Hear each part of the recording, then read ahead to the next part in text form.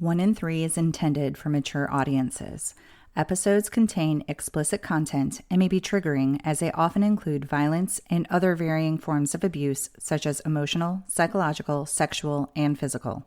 In most cases, names have been changed to protect all involved. Please note, statements and opinions of guests do not necessarily reflect those of my own. Hi, warriors. Welcome to 1 in 3. I'm your host, Ingrid. Before we get into today's episode, I want to take a moment to recognize a message I received from a listener, Jay. Jay, thank you for your honesty and for trusting me with something so deeply personal. You shared your journey of recovery from both addiction and abuse, and what stood out was the way you described the numbness. How sometimes we push trauma aside just to survive, until something happens and our body reminds us it's still there. I felt that because I've actually felt that. After leaving my abuser, I thought I was okay until I wasn't. And I want you to know it takes real strength to recognize when it's time to face what's been buried. Healing isn't linear. There's no timeline for when you're supposed to unpack it all. What matters is that you're here and allowing yourself to begin processing what happened. I'm so grateful this podcast could be a small part of that step for you. I'm truly honored to walk alongside you in this part of your journey. Jay also shared a poem titled Broke. You broke my heart. You broke my soul. You broke my spirit. You broke me physically. You broke me mentally. You broke my confidence. You broke my self-esteem. You broke the person I used to be. You broke me. You made me a victim. But now, I'm making myself a survivor. Jay, thank you. Not only are your words worthy, they're the perfect segue into today's episode. On this podcast, we speak the truths that too often go unheard. Abuse doesn't always leave visible scars. It can be emotional, psychological, financial, or even carried out through the legal system. And it can happen to anyone. Today, Jane bravely shares her story of surviving domestic and legal abuse, exposing the manipulation, the isolation, and the long fight for protection and justice. Sharing these stories matters. When survivors speak, we break silence, expose patterns, and create awareness that leads to real change. If you're listening and this feels familiar, please hear this. You are not alone. Your voice matters. There is a community standing with you. And together, we are changing the narrative. Hi, Jane. I am so honored to have you joining me today, and thank you very much for coming on. Hi, thank you for having me. So we're going to go into your story, but before we get into all of that, do you want to just share some background information just so the listeners get an idea of who they're listening to? All right, so my name is Jane. I'm a nurse. I'm a survivor of domestic and legal abuse, and I am here to tell my story because I think it's important for all of us to start talking about this. It's very difficult, so thank you again. It's very brave for you to come on and share your story. And I know there's a lot of people out there that are going to be very grateful to hear your story because even though each one of us have different stories, there are so many parallels. And it's easy to get lost in where you're at and to think that you're alone and nobody has ever been through something like this before. So I appreciate it. And I'm sure there's a lot of other people out there that are also saying they appreciate you being here. Thank you. What really prompted me to want to talk about this is I was telling somebody my story and they didn't even mean to sound like they were being judgy or offensive, but they made a comment that said, God, I could never let that happen to me. And I just really got upset about that because this is what we need to talk about because people always look or hear about these situations and they think, well, why didn't they just leave? I'm too smart for that. Or, I'm this, I'm that. I graduated summa cum laude from a nursing school. I must just say I'm a smart person with a good upbringing, and this can happen to anybody. And that's the first thing I want everybody to know. And not only that, people like him, I shall call him Bozo. That's fantastic. We need some levity, right? Yes. They target people who are successful, who are smart, because they are not. They are parasites. And so they target people who are self-sufficient, but have empathetic hearts, So us as nurses, prime targets. So yeah, it took a lot of years of therapy to be able to talk about this without, being triggered, but I think I'm finally ready. So I moved to the city about 11 years ago, and I didn't know anybody here. I started from a place where I knew everybody. And so I had friends. I worked in a place where I could meet people if I wanted to date. Like, I just never wanted for any kind of social interaction. I never felt lonely, anything like that. And I lived there for 20 years. And when I got my first nursing job, I had to move to a new city. I didn't know anybody here. So I thought, I'll start with online dating. I'll try it. What the hell? What's the worst that could happen, right? Yeah, we're about to find out. And I'm sure all of us ladies that have been on online dating can attest to this. It's just a sea of dudes cutting and pasting, and nobody even reads your profile. They're just casting this wide net. And you're looking at a picture, and I was new to this whole thing, and I was like, no, I just did not know how to navigate this. And along comes this guy, good looking, late fees, still has a head of hair. And, his profile is like too good to be true, of course. Oh, my job takes me all over the world, and I'm an entrepreneur. And he says he's a single dad. I'm like, okay, responsible, right? And so he sends me an email, and it's framed like he obviously read my profile. Oh, you're a nurse, you're an angel, blah, blah, blah. I love nurses. They're just cue the love bombing right off the bat. So we email back and forth a little bit, and then he wants to meet. I said, I'm working tonight, but maybe another time. And he said, oh, let's meet after work. I want to see you in your scrubs. I don't care that you have no makeup. I want to see you as you are. I don't care about any of that stuff. I just blah, blah, blah. Nurses are angels. And so I thought, all right. And so I did. I met up with him after work. It was a brief meeting. And I got a good, charming, charismatic, giving me the full, love bomb act. And he loved my ER stories. And it's really hard when you work in the ER, you can't tell everybody your stories. Not everybody has a stomach for it. And so he loves my ER stories. I was lonely. He's love bombing me. He's putting me on a pedestal. And so I thought, jackpot. And he's a single dad. He's supporting his children. And I thought, all right, this is great. So we, it starts off hot and heavy. And, pretty soon after, so this goes on for a couple of months.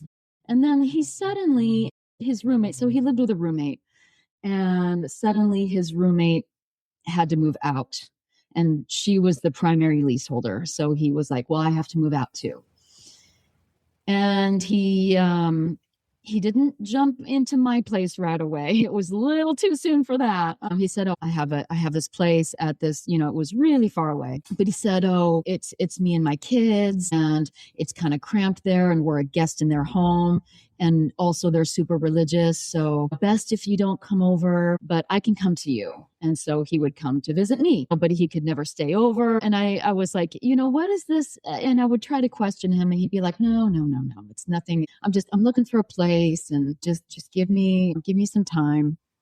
And so I was like, I just felt weird about, like, I'm not able to see where he lives. But it wasn't very long that he was there. And he called me up one night, and he said, we just got kicked out. And I was like, okay, just come over and we'll figure this out. You guys can stay here for a couple of nights, but couple of nights. Had you met his kids yet? Oh yeah, I had met them. Oh, okay. Okay. Yeah. Yeah. And that was another red flag. I met them right away. Like the first or second time I met him was like, was he introduced me to his kids. I was like, well, that's okay. It's moving a little fast here, but all right. Most single parents would be like, I want to wait a second, but what do I know? I've never done this online dating before. So, and then I had honestly never dated anyone with kids before. So he brings the kids over and I'm like, well, this can, you can stay here for a couple nights, but my place is tiny. It's just for me. And then a week goes by and then I'm like, look, I'm going to go visit my parents. Yeah, so that'll give you a few days, but you got to be out by the time I'm gone. I'm sorry, but I love you, but so I came back, they're still there.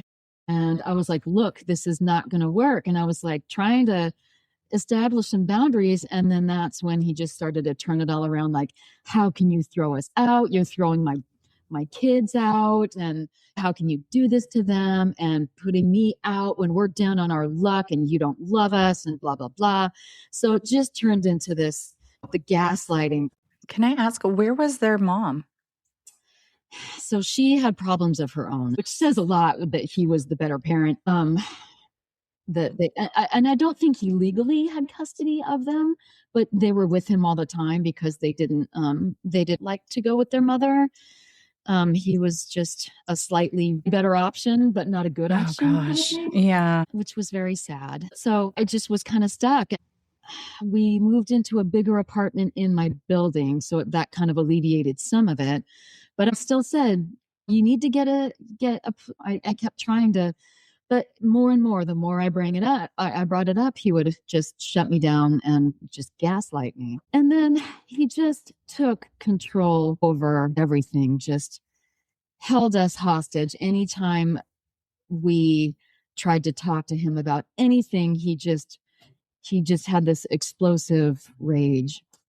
And I went into the devalue stage pretty quickly. And, so here I am just basically paying the rent while he does whatever he wants. And he's working late at night and he's out doing God knows what. And I'm basically raising his kids.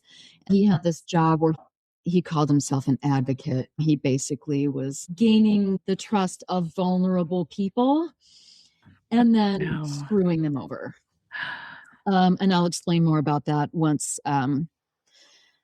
later. But anyway, so then COVID happens. And since I'm an ER nurse, the hotels, since there were no tourism, were gracious enough to open their doors to doctors and nurses so that we wouldn't come home to our families and possibly contaminate them. So I was basically living in a hotel for 5 months. And that just gave him free reign to take over my whole place. And pretty soon after I got home, he had the place was just like a hoarder lived here. And I was going through so much trauma at work that I just dissociated. You know what I mean? It was just like, when I was home, it was just gaslighting. And I got to this place where he made me question everything so much that when I was at work, I was making these life-saving decisions for my patients all day long. But when I came home and I was around him, I couldn't make a decision to save my own life. And the cognitive dissonance was just, I couldn't think straight. And I was just, he had me in a spot where I was just begging for the morsels of attention that he used to lavish on me. So he had started dabbling in drugs a little bit, but I was so wrapped up with what was going on in work. We were basically living as roommates. He was gone all the time. I was gone at work. I came home, I slept, and I I didn't really have the capacity for anything else. He was never home when I wasn't here. And I would try to talk to him about it, and he had this explosive rage. And so I was scared to talk to him about anything. When he was home, I was scared of him, as were his children. So one morning, I woke up and I found him sitting on the couch in the living room in his underwear, talking to himself. Oh, no. Yeah. Covered in like some sort of sauce, like peanut sauce or something. What? Yeah. Peanut sauce. Your peanut sauce so good you want to cover yourself in it. So he was mumbling to himself, and I was like, what's going on? What's going on? And he was not making sense. He was just kind of repeating what I said back to him. And so I was like, okay, what the fuck? So I cleaned him up and I put him to bed. And then I did something that I knew was the end of our relationship. I looked at his phone and I found a bunch of texts from his very young assistant, romantic ones. And of course, I became upset. I went right back into the bedroom and I was yelling at him, get up, get out, blah, blah, blah. And I kicked him out, and he became enraged. He threatened me. He was violent with the children. And then he left. And he disappeared for a week. Left his children with me. Oh my gosh. Yeah, just left. And of course, we're calling him. Where are you? What's going on? And finally he calls back and he laughs and says, or he answered his children, and he laughs at them and says, I don't have time for this, and hangs up on them. Oh no. And so finally he calls me back, and I'm just distraught because at this point I just think that he's cheated on me. I have no idea of what everything else that I'm about to find out. So he's starting to talk to me about how he wants to have a relationship with us both. He wants to have a baby with her. He's just talking all this crazy talk. And I was like, okay, well, this is okay, done. We're done here. So then his children decide that they are done. And they decide to sit me down and tell me what's really been going on this whole time. Oh. They told me that he's been pulling them out of school to file fake restraining orders on his, so for his clients, he would file fake restraining orders on their behalf on their landlords because they were having some landlord-tenant issues. And he figured out that if you file a restraining order on somebody, anybody can say anything about anyone and file it with the courts. And it's valid until you get a hearing. So you can go down to the courthouse, file a temporary restraining order, and it's valid, right? So you serve it to that person, and boom, if it has a move out order, you have to move out of your own home, at least until that hearing to decide what's really going on. But anybody can claim anything. So he was getting these temporary restraining orders for his tenants so that their landlords would have to move out of their own buildings and not be able to live in them or even be anywhere near them. And he's using his children to do this? He's using his children to do this because he's saying, he told them you'll get a better education with me than you will anywhere else. Oh my gosh. So were his children part of it? Like, were they part of the restraining order? No, he was just helping them file. No, their names weren't on it or anything, but they were minors. And he's What pulling the them out of heck? school to do this. And, Okay. I was like, what? And they said, Jane, he's going to do that to you. And I was like, holy shit. And they said, by the way, he's been physically and emotionally abusive to us our whole lives. He's been making us lie to you about everything. That person that we lived with when we got kicked out of the first place where we lived, where you weren't allowed to come over, that was his girlfriend. And she kicked him out. he filed a restraining order against her with a move out order, and it got rejected. And so he came to me, and he ended up doing the same thing to me. So after I kicked him out, I had this, I had this plan with my family, and they said, look, he's dangerous. Make him think that he still has a chance with you, because just be nice and make him think that he still has a chance. So he'll lay it on thick. He'll try to groom you again. And then when you just keep telling him, I need more time, and he'll get bored and move on. And I thought, okay, and I wanted to be careful because his kid's still living here with me. They lived here for like 2 months before they eventually went to go live with their mother. He never came back for them. And so, it made me sick, but I met with him a couple of times at like a park. And he, of course, laid it on thick. Oh, I love you so much. And whatever it's going to take to get you back. And how can we work through this? And I was just like, I don't know. I need time. And just not, but not saying no. Right. Ugh. So I would listen to him, and he would just try to say, whatever you need, tell me how I can make this better, blah, blah, blah. I would just go, okay, so I did that like maybe twice. And then he got impatient with me. And he called me up one day and said, are you going to take me back or not? And I said, no. And he said, fine. His whole demeanor changed. His voice changed. Everything changed. He said, fine. I'm going to put down everything that I'm doing right now. I'm going to focus all my energy on destroying you. I'm going to have you in jail in 2 days. I'm going to get your nursing license revoked. I'm going to put you in jail, and I'm going to take over your fucking apartment. And he hung up on me. Oh my God. Yeah. So I got an attorney, and right after that, I was home one night, and he came over at like 10 o'clock at night, and I went out on my balcony and started filming him. And I called the police, and I said, I called the police. I told you never to bother me again. I'm calling my attorney.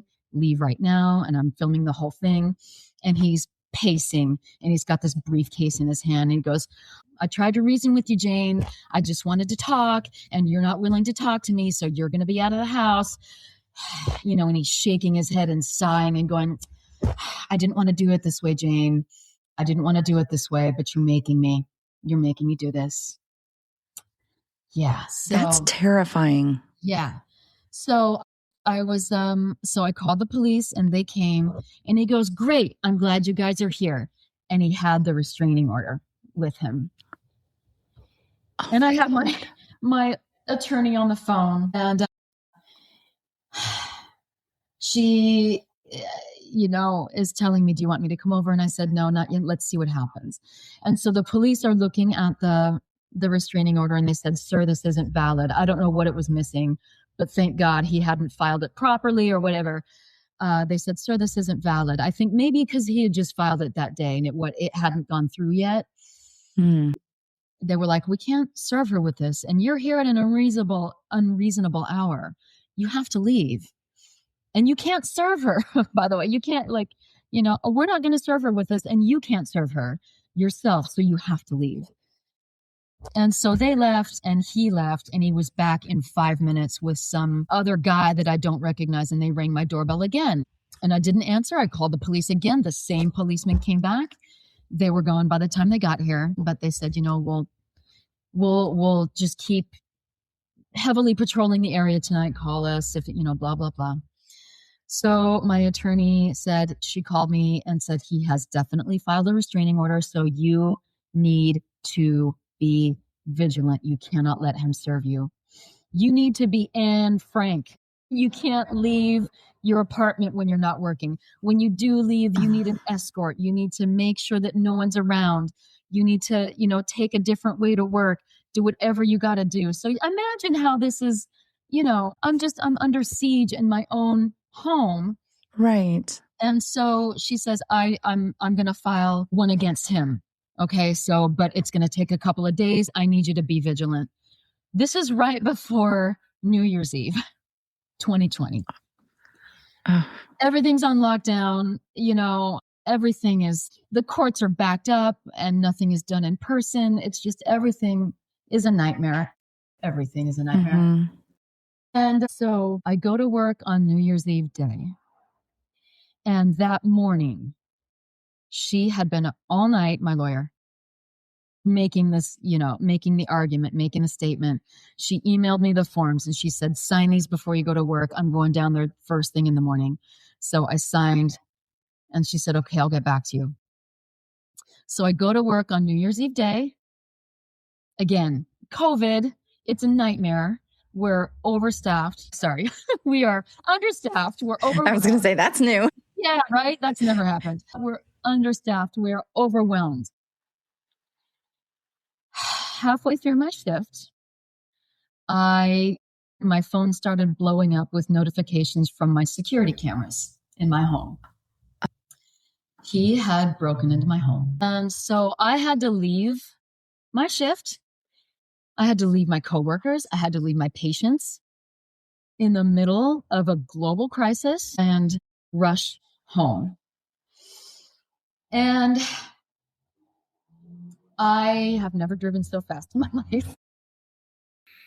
Right. All those years of watching Dukes of Hazzard, halfway home. And if this isn't divine intervention, I don't know what is. Somebody was looking out for me that day. But halfway home, I'm on the phone with my attorney and she says, your restraining order just went through. It supersedes him. I'm texting it to you right now. Show this to the police when you get there. Yes. And get him arrested. So the police are there. I had to call 911 and say, I'm not home, but it's you need to get there right now.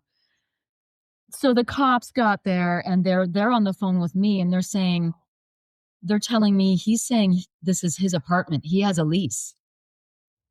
So my lease is in my name, right? My name only. In fact, it says Jane Doe only in huge letters on it. No other tenants. And he had taken my lease and he had copied it and he had edited it. Yeah. And that's what he was doing with all of his clients with his landlord tenant issues. He was taking the copies of their leases and changing it. So he had a copy of the lease from my building that had his name on it. And they were saying, well, he's showing me the lease right now. This is his apartment. And I said, wait till I get there. Don't let him touch anything. And so I got here, I showed them the restraining order and they were of course like, he's got a restraining order too. And he's got the lease. And I was like, just get him out of my apartment. Let me go into my apartment and I will show you my lease, which I kept in a lockbox.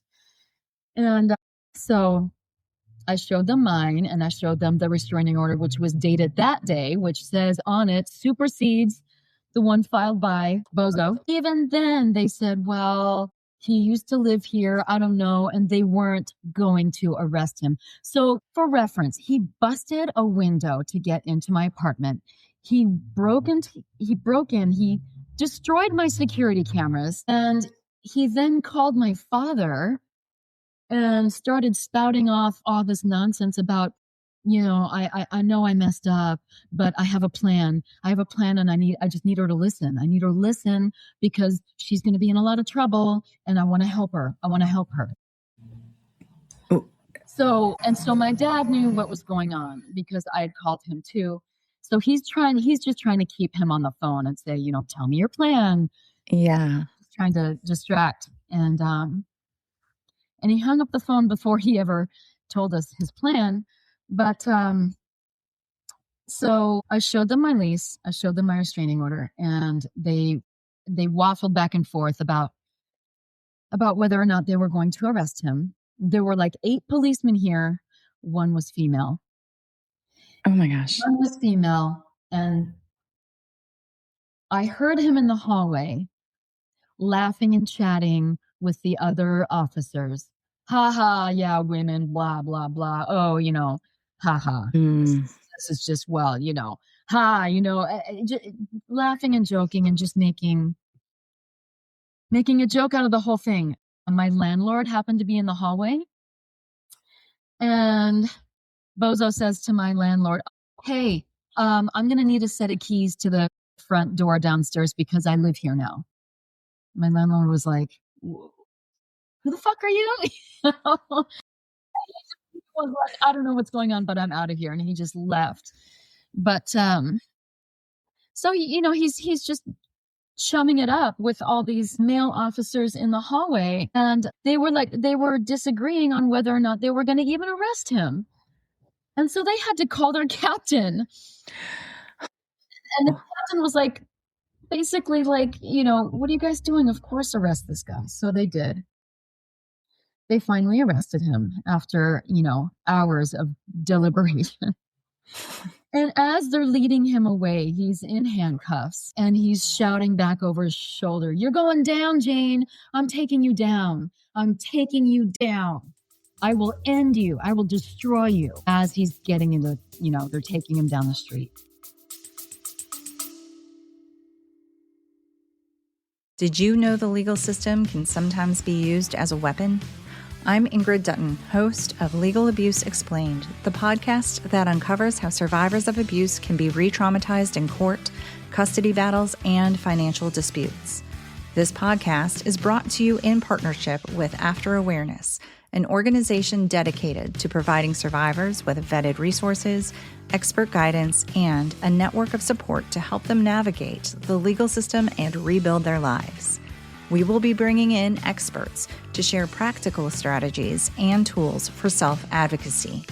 If you've ever felt trapped or overwhelmed, this podcast is your guide to understanding, surviving, and ultimately thriving. Subscribe to Legal Abuse Explained wherever you get your podcasts, and visit afterawareness.org to learn more. Knowledge is power, and it starts here. And they're questioning in the first place if they even ever should have arrested him. Exactly. This is crazy. Yeah. So while they were here, the female cop said, she was the one that was even really, her and her partner, to be fair, were the only ones really hearing me. And I texted them the restraining order, and they served him for me. Like, okay, you're not in violation of this restraining order. You're under arrest. Let's go. And so they served him, and I was granted a 5-year restraining order, which unfortunately does not stop him from litigation. And this is a guy who works for a shady lawyer. So he's not a lawyer, but he likes to tell people that he is, which is illegal. So he knows all about this kind of, which is how he knew all about how to do the move out orders and the restraining orders and everything. And by the way, I looked him up in the court system after I found out what he'd been doing, and I realized that he'd been doing this to every ex-girlfriend for years before. Of course. Yeah. And he did it after me.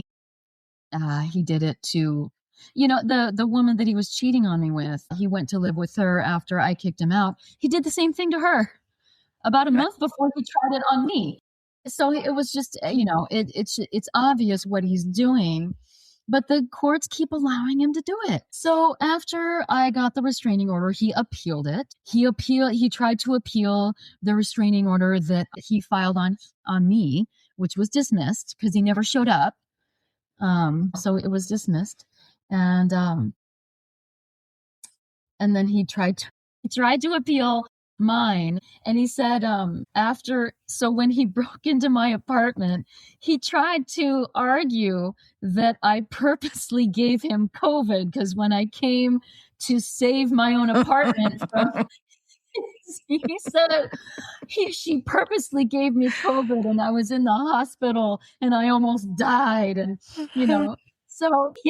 so there's all these documents of him being in the hospital with pneumonia, by the way. It was never COVID. Like, I purposely got him sick, like, after breaking into my apartment. So this gives you an idea of how fucking crazy he is. So he tried to appeal both restraining orders, mine and his. And then when that failed, he tried to take me to small claims court. Okay. So this is right after the appeals failed.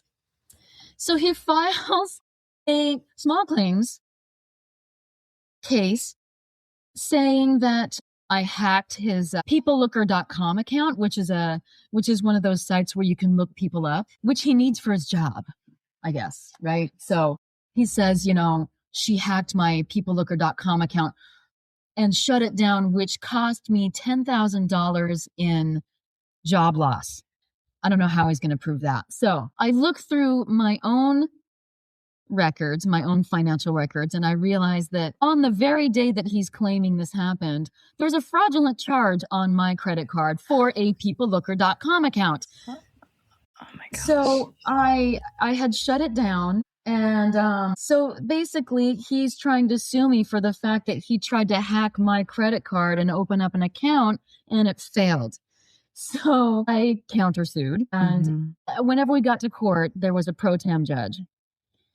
And he's like, nope, I want a real judge. So he got it continued again and again and again. He got it continued like 5 times just to keep it going, So finally, our case got heard and he goes off on this tangent. We're there for the peoplelooker.com thing, right? This is small claims court. And when we get there, the clerk or the bailiff says, can you stand up and raise your right hand? Swear to tell the truth. Everybody stands up. We're sitting behind him. He stood up and gave a Nazi salute and said nothing. What? Yeah. And then when we sat down, this was still 2022 and the judge was elderly and he had just come back from a long sabbatical because he had long COVID. And so the bailiff came over and asked him to wear a mask. It's all quiet in the courtroom and he looks at the bailiff and says, "Are you fucking kidding me?" In the court. Everybody just looked at him like, what? So he grudgingly, takes the mask and dramatically puts it on. And then when it's our turn to be heard, he starts going off on this tangent that has nothing to do with why we're there. He starts saying, her father is stalking me and he's trying to kill me. And he's a police officer and he's covered up murders in the past and the police help him do it. And I'm in danger. I've been living in a safe house ever since she kicked me out, ever since she beat me up. He tries to claim that I beat him up and that I'm the aggressor, right? That's been his claim the whole time, that I'm the aggressor. He's the victim, right? He's always the victim. Nothing is ever his fault. I'm sure that sounds familiar to all you listeners out there. And so, yeah, he's always the victim and never takes accountability for anything. So they had to call in 3 extra bailiffs because he was getting so agitated. And we had to stand on opposite corners of the room with 3 bailiffs in between us because they were so concerned for my safety. Oh my gosh. And then finally they were like, okay, we've heard enough. And, you guys can go now. And they made me stay in the courtroom until he was out of the building. And, they had a bailiff follow him until he was out of the building. And then they let me leave. And so it just gets crazier. And then so I won that one. And then 2 months later, 2 years to the day after I kicked him out. So 2 years is the statute of limitations on like bodily harm, like battery, that kind of thing. Mm-hmm.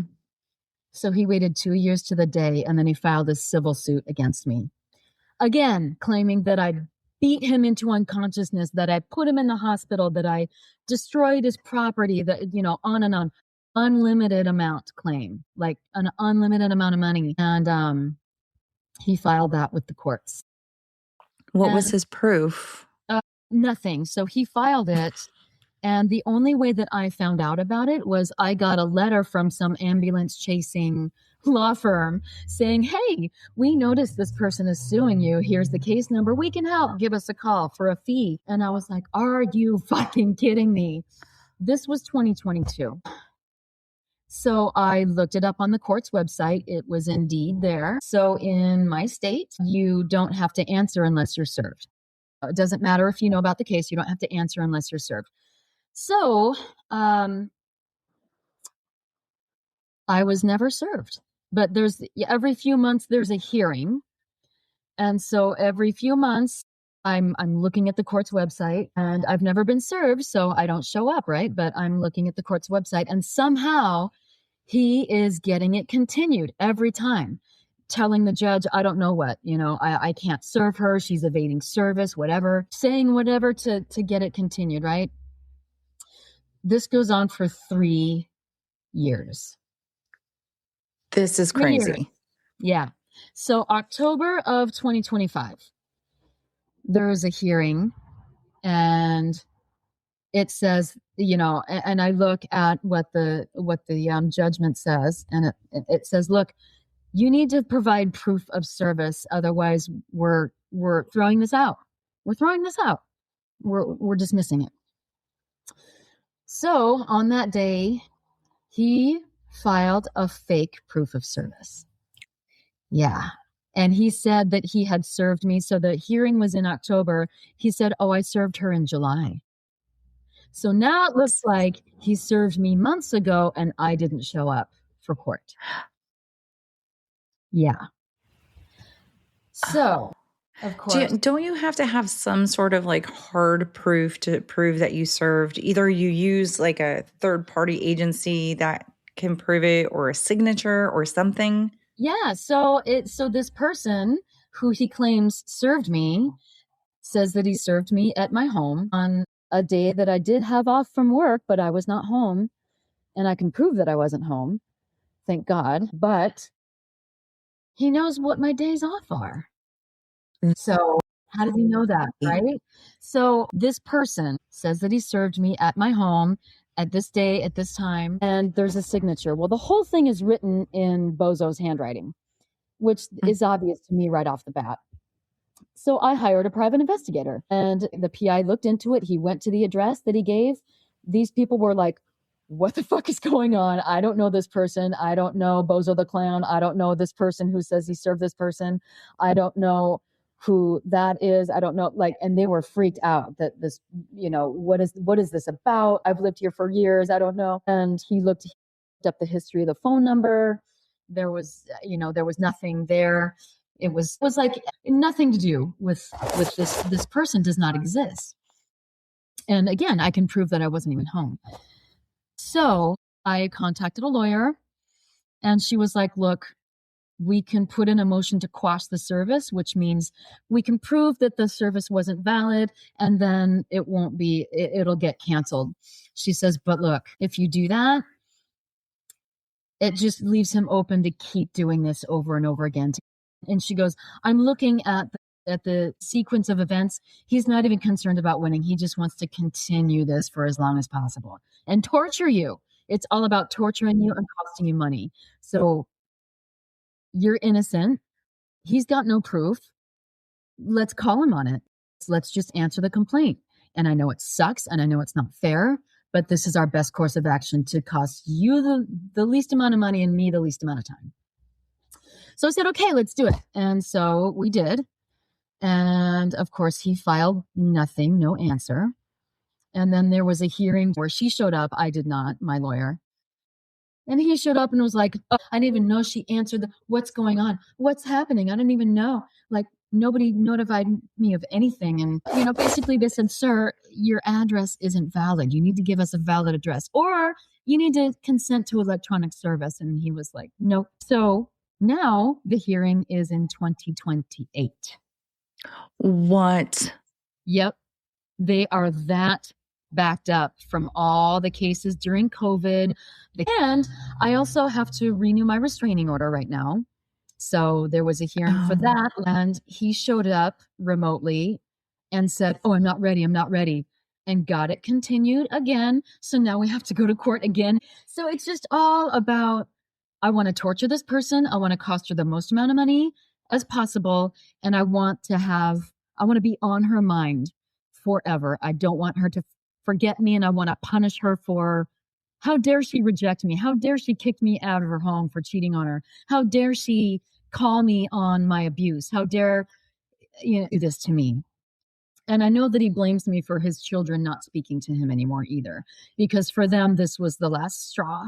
Not just me per se, but the way that he just abandoned them when I kicked him out And he told them that he didn't have time for them, hung up on them, and they were like, we are sick of this.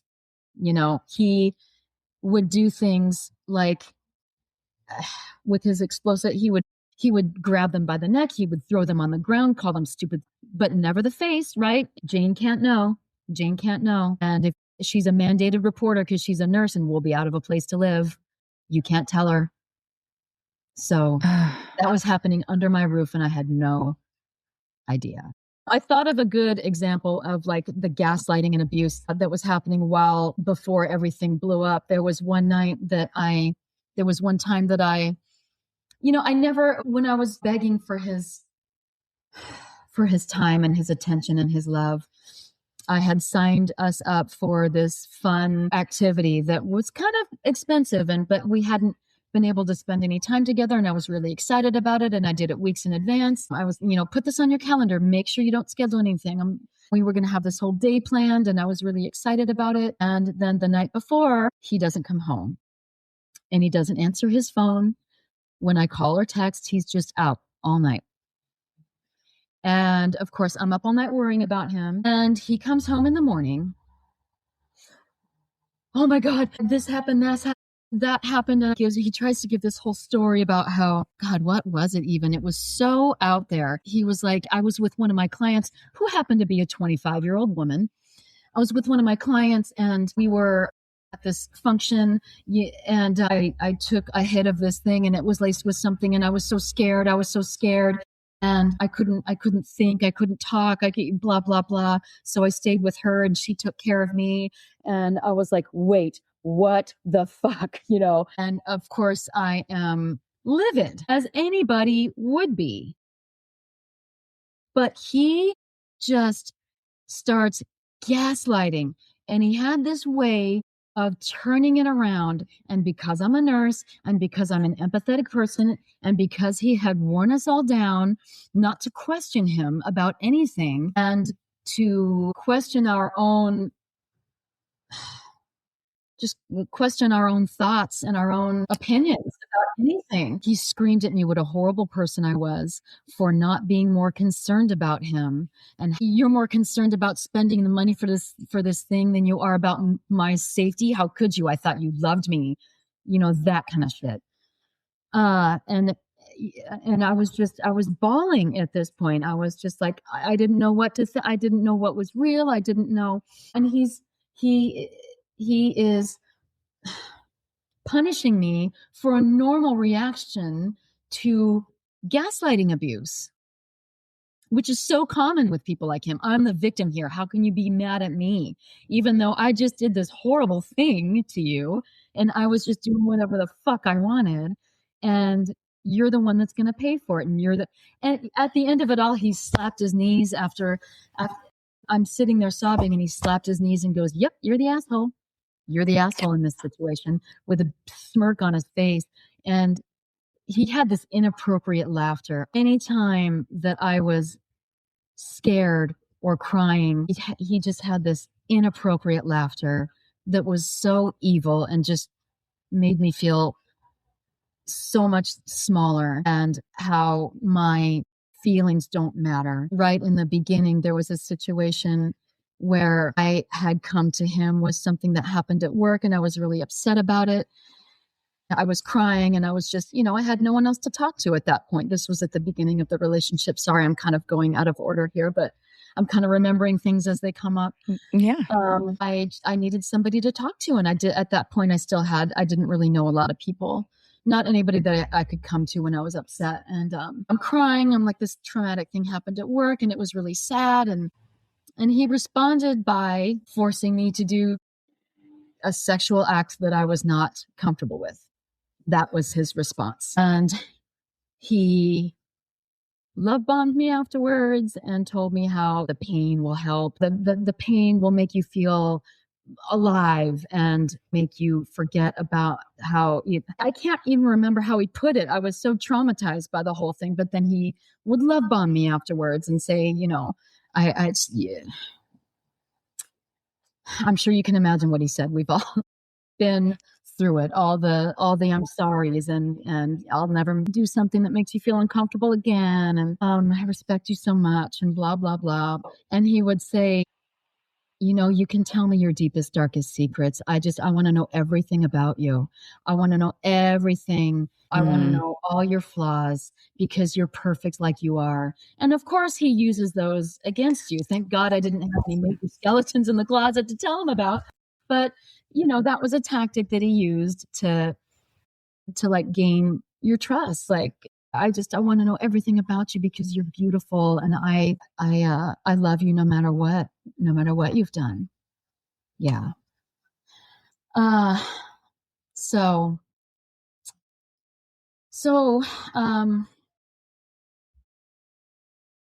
that is where I'm at. And just this last week, he showed up on one of his children's doorstep after they had cut him off and not spoken to him in 6 years. And he showed up on their doorstep with a subpoena to testify against me in court. What? They weren't served with it. And in fact, it backfired on him because that child then served him with a restraining order. So now he's got another restraining order against him. And he was saying all this crazy stuff, looking into their security cameras and smiling and waving, saying, call your dad. You need to know the truth. You need to know the truth about Jane. And then even as he's leaving, as he's got the restraining order, the sheriff is there saying, sir, you are now in violation of a restraining order. You have to leave. And he's saying over his shoulder, you could have done this the easy way. Now you're going to do this the hard way. Now you're going to do it the hard way. So now that it's just, even as he's caught, he just keeps making these threats to keep you wondering, what's he going to do? What's he going to do? Because it could be anything.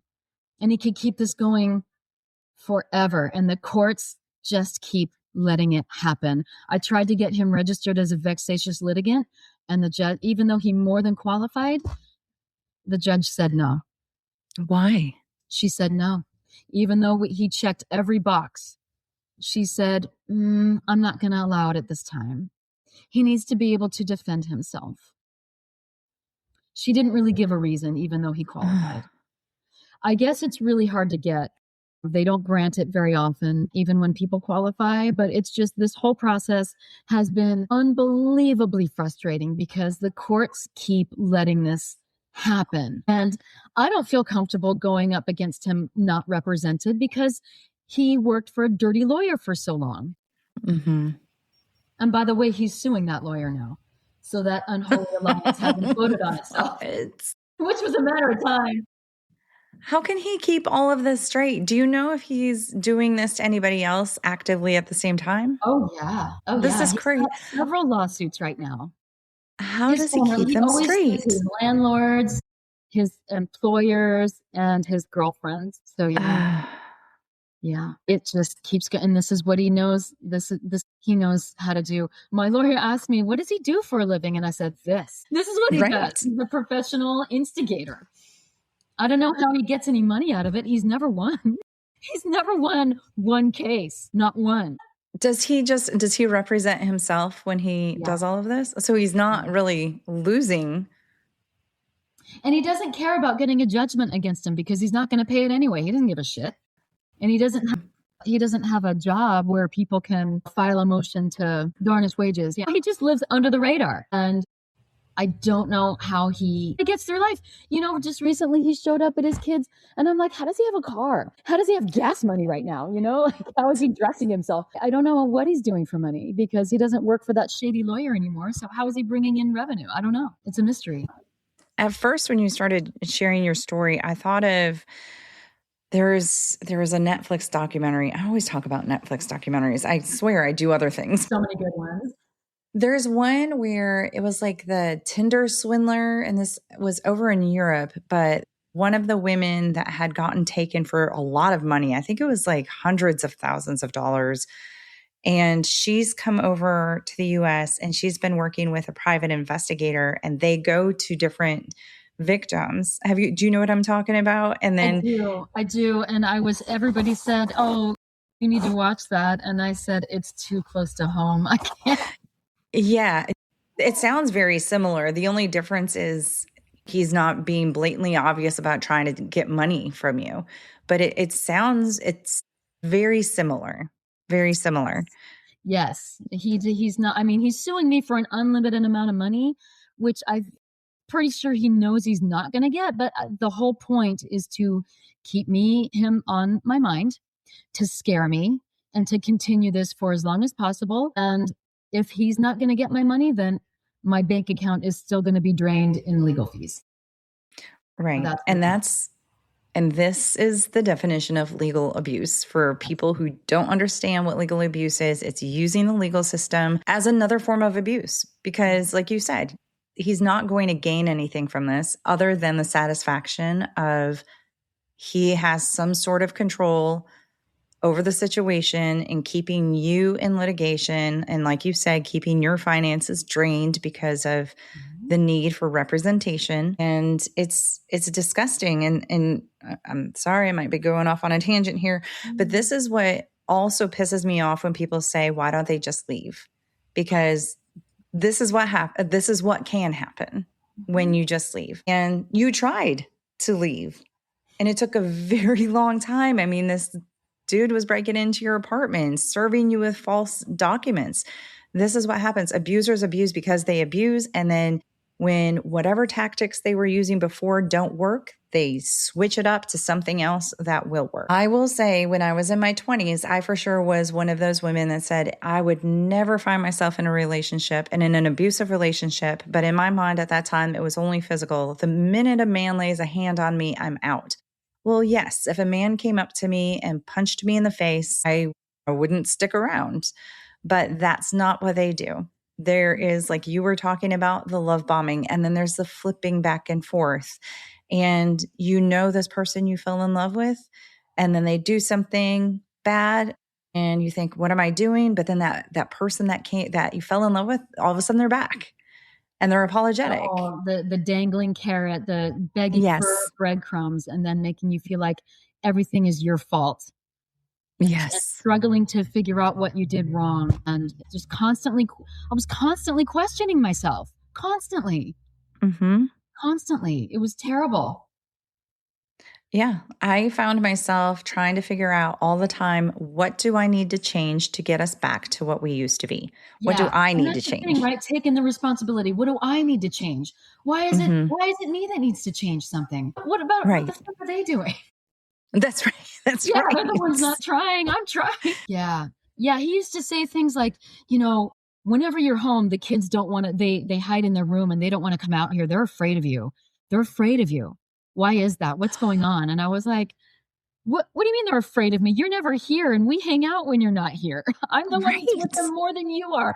What the fuck are you trying to tell me? And he would steal cash from me and try to create this this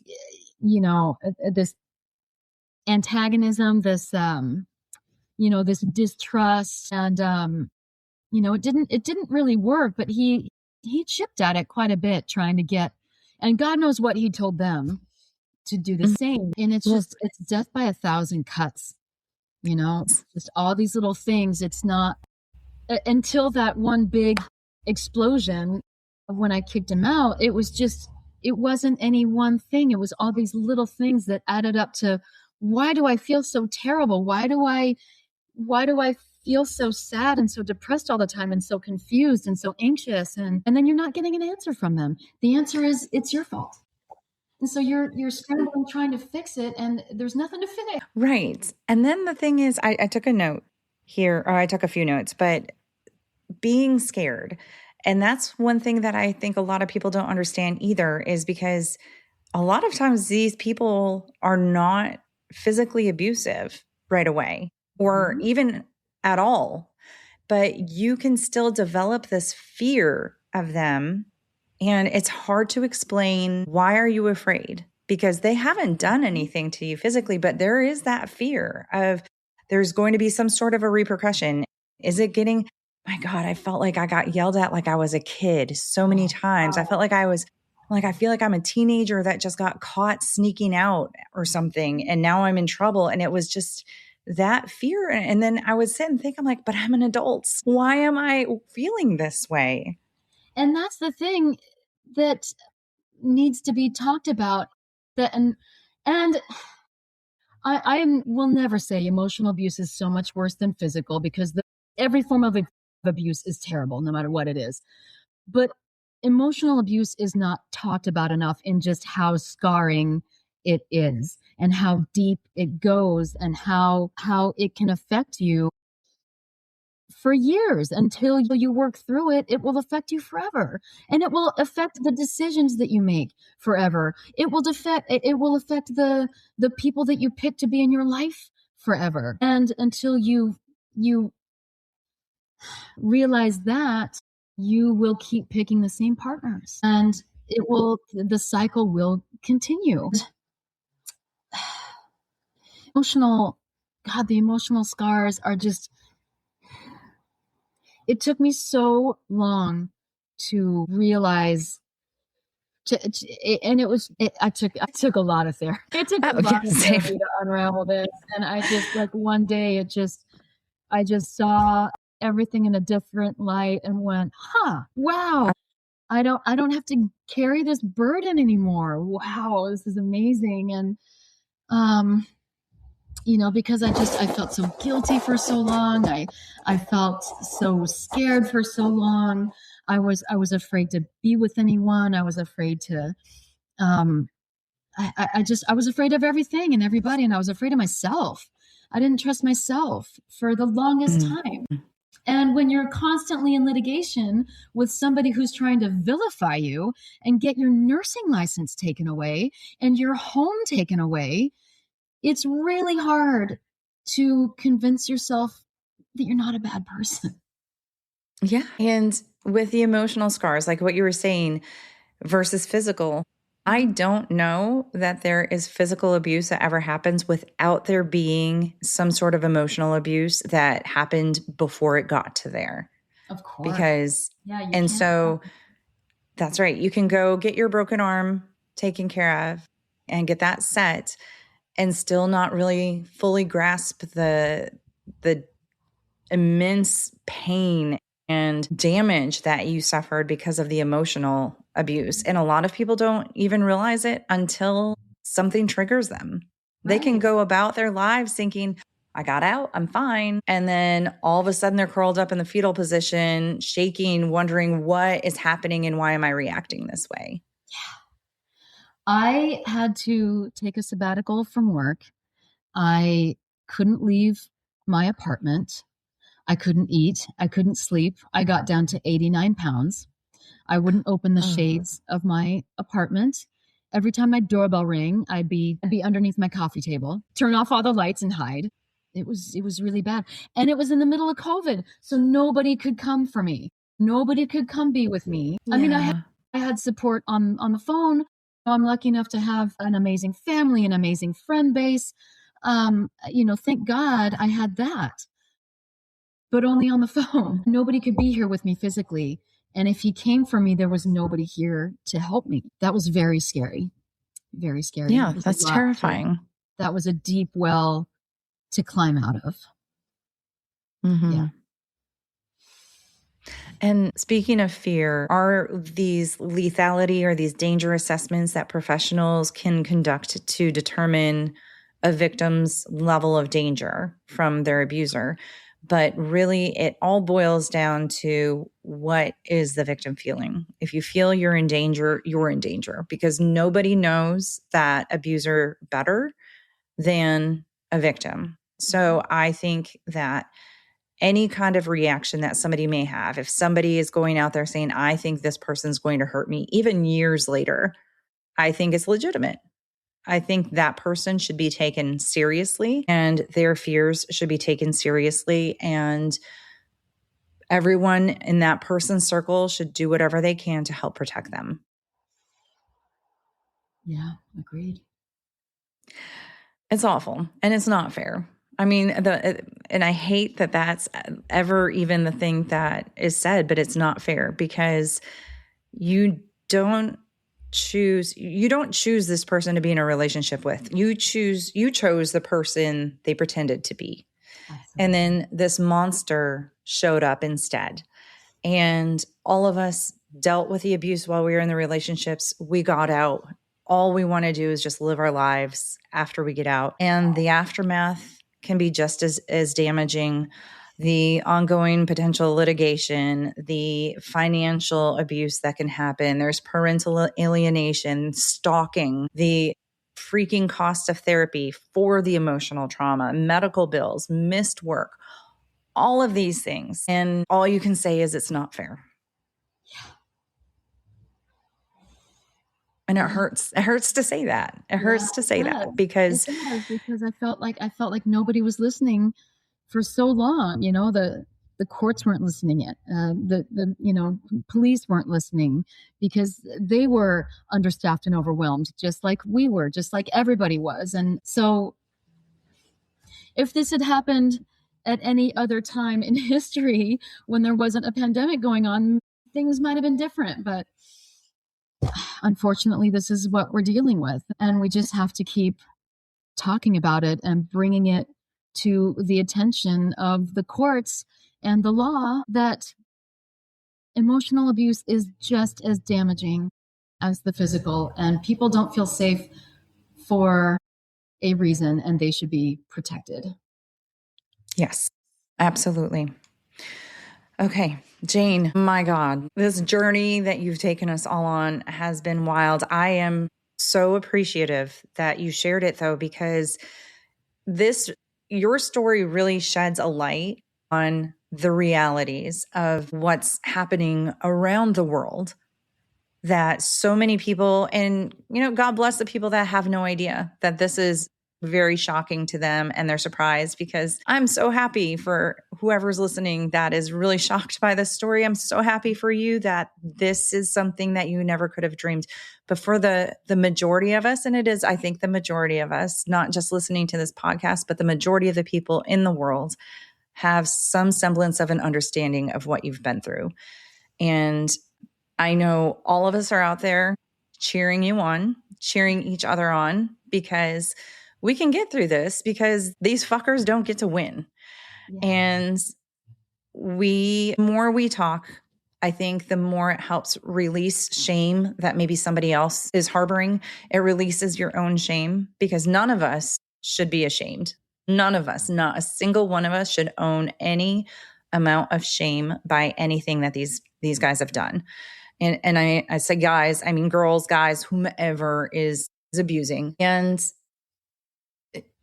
the more we hear, the more we realize that we're not alone, the more somebody else might have the courage to come out and tell their story. And the more stories that are heard, the more laws can get changed, the more education can get pushed for the people who are making these decisions for us. Holy shit, those freaking cops should have some massive education on domestic violence, abuse, all of that. That's just asinine that even happened too.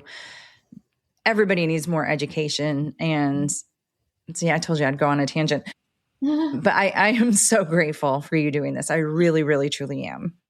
Thank you. I'm really grateful to you for having me. And I just want to reiterate to everyone out there, you are not alone. And I guarantee you, once you start talking about it, you're going to know a lot of people around you that have been through something like this, or know somebody who have been through something like this. People don't just talk about it. So don't be afraid to talk about it, because we all need each other. We are all interconnected, and we can't let this alienate us.